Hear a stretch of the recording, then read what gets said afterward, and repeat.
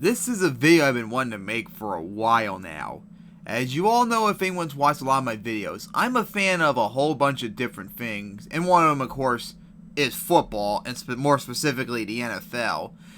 I've been watching the NFL since 2006, but I didn't really religiously watch it like week in, week out, Sunday night, Monday night, Thursday night, all the 1 p.m., 4 p.m. games I can get. I didn't do that till 2009. 2006 and 2008 was on and off, basically. I was doing like other things, more Monster Truck and Pokemon related and such. But I've been watching the NFL now for 13 seasons now. I think this is my number. 12 years in total by and large. And it got me thinking a few years ago, what is, in my opinion, the best season to date? Or at least in my experience. And I wonder how it is for anyone else too if they want to watch this video. So I thought of it. So since 2006, but I focused more on since 2009, since that's when I started religiously watching each season week in, week out.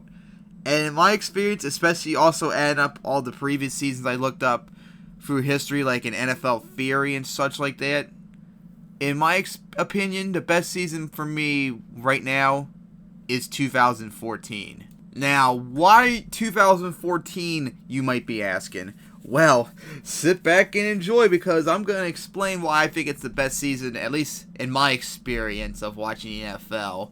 And I'm going to go division by division, because this season was very, very, very interesting, especially if you look at numerous other conferences. In fact, all of the divisions except for the AFC South were very interesting and very well thought out throughout the entire season. And you'll understand what I mean by as I go through it. Alright, we'll start off with the AFC East. 4 weeks into the 2014 season, the AFC East, you had the three-way tie between the Bills, Dolphins, and Patriots, and the Jets were 1-3. Now, the Jets were one of the worst teams in the league, so although they were within a game of it, they by and large were beginning to look like they were not going to be in there for long.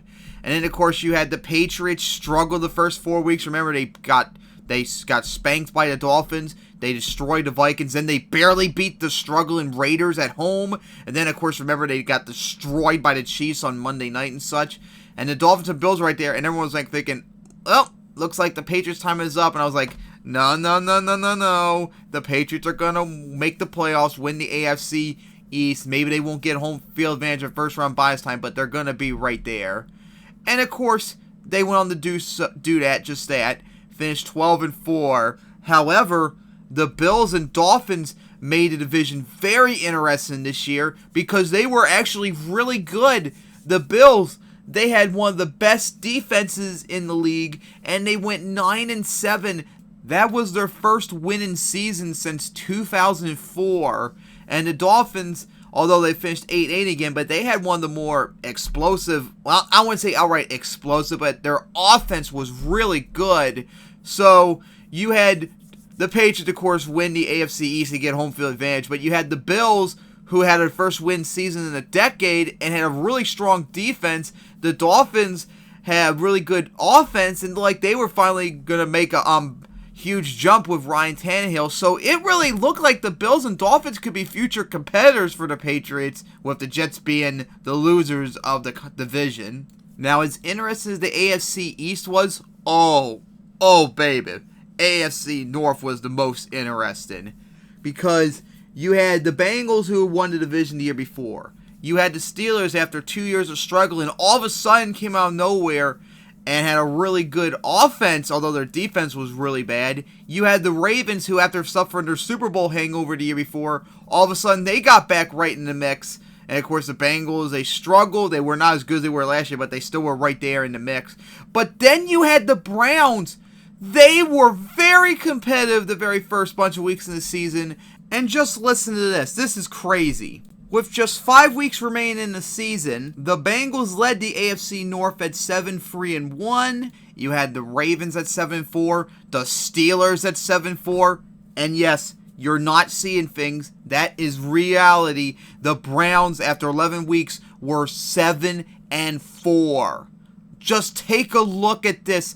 The AFC North had everyone well over 500 this late into the year. Talk about competitive when all 4 teams easily could make a playoff push or win the division. You don't see that by and large most years, everyone being that competitive this late in the year. But of course, reality set in for the Browns, as they were going to lose all the final games in the season, and of course would go on to win just 6 games so far in the next 4 years. The Steelers ended up winning the division. The Bengals fell off a bit, but still managed to make the wild card round. The Ravens got into the wild card round as well. And this would be the first division since the 2013 AFC West the year before that would have all 3 teams in the playoffs. But just look at that though.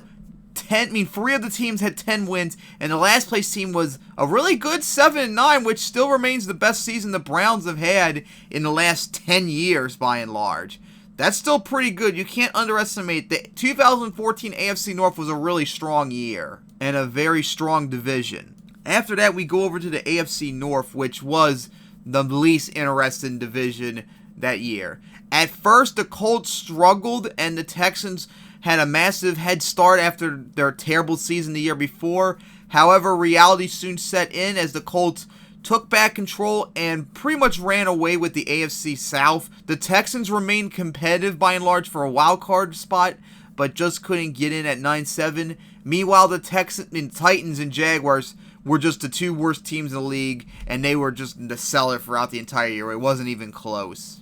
Then we go over to the AFC West, which of course was expected to be very good considering the fact that all 3 of the teams except for the Raiders made the playoffs the year before, and the Broncos, of course, were the Super Bowl runner-up.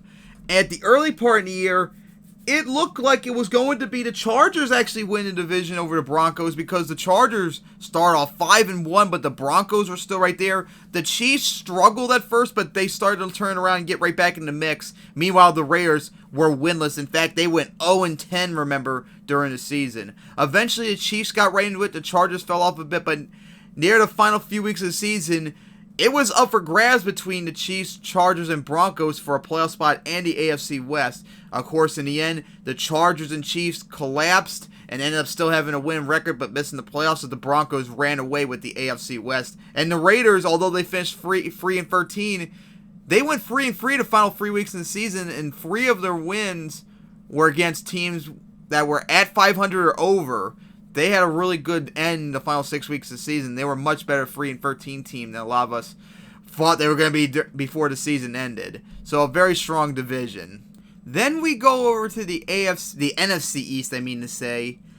And it actually started off pretty quickly with the Eagles showing that they were the team to beat by a strong start. But then the Cowboys, after losing the first game of the season, they were right in the mix when they started off winning 6 in a row. And then you had the Giants, after they lost 2 in a row, they won 3 in a row to get right back in the mix too. But eventually they fell off. So it was just between the Cowboys and Eagles, and both of them fought the entire regular season until the final 4 weeks of the season, when the Eagles lost all but one of the remaining games and the Cowboys won the rest of them to win the NFC East. And unfortunately for the Eagles, they would go 10-6, but that would still not be enough to win the division, as the Giants fell off a cliff, finished 6-10, and the Redskins, after going 3-13 a year before, they had no competitive edge for this year, and they finished 4-12.